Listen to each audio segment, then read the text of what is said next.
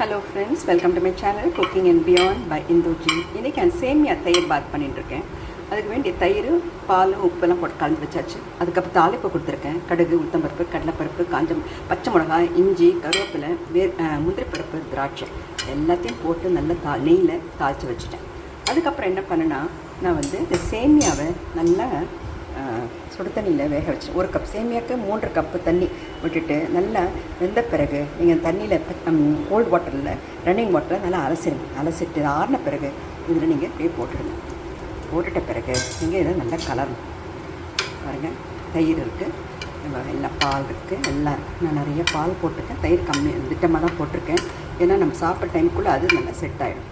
இந்த மாதிரி நல்லா நீங்கள் போட்டுடுங்க, நல்லாயிருக்கும் ஸ்வீட்டாக. அதுக்கப்புறமா என்ன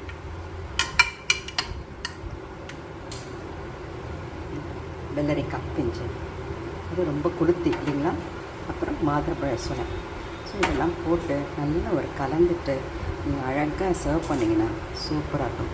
சேமியா தயிர் பாருங்கள் இப்படி இருக்குன்னு நல்லா கலந்துருங்க, ரொம்ப நல்லாயிருக்கும். இது ஃப்ரிட்ஜில் வச்சுட்டு சில்லுன்னு கொடுத்தீங்கன்னா யார் ஒன்றா சாப்பிடும், குழந்தைங்களாம் விரும்பி சாப்பிடுவோம்.